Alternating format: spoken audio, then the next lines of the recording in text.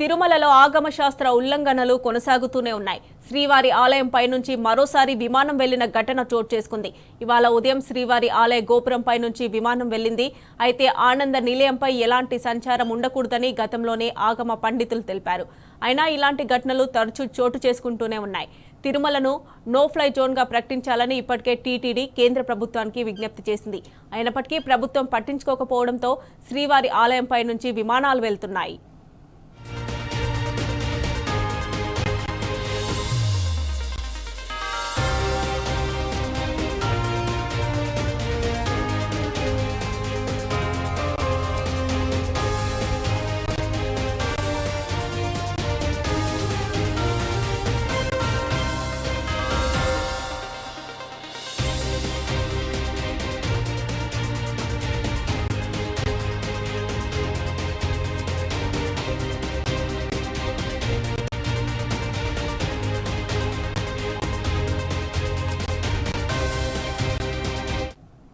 ఈ ఏడాది జూన్ 7న శ్రీవారి ఆలయ సమీపంలో విమానం వెళ్లింది. జూన్ 7న ఉదయం 8:14 తిరుమల మీదుగా విమానం ప్రయాణించింది. ఇక ఫిబ్రవరిలో కూడా ఇలాంటి ఘటనే చోటు చేసుకుంది. ఫిబ్రవరి 15న ఆలయం గోపురంపై నుంచి 2 జెట్ విమానాలు వెళ్లాయి. కాగా తిరుమలను నో ఫ్లయింగ్ జోన్గా ప్రకటించాలన్న టీటీడీ విజ్ఞప్తిని కేంద్రం పట్టించుకోకపోవడంపై భక్తులు ఆగ్రహం వ్యక్తం చేస్తున్నారు.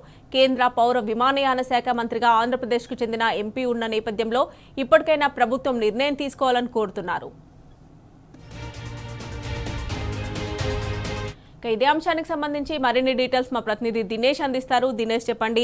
తిరుమలను నో ఫ్లయింగ్ జోన్గా ప్రకటించాలని భక్తులు టీటీడీ అధికారులు కోరినప్పటికీ కేంద్రం పట్టించుకోవట్లేదు కదా, దీన్ని ఎలా చూడాలంటారు?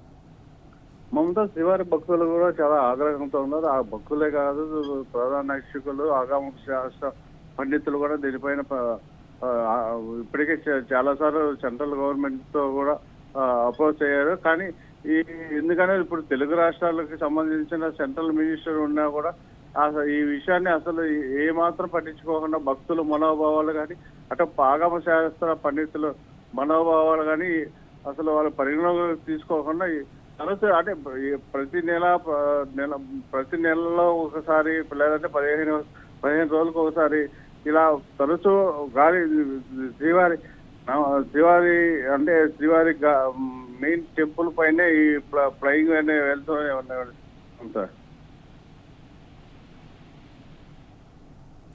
Right Dinesh, thanks for updates.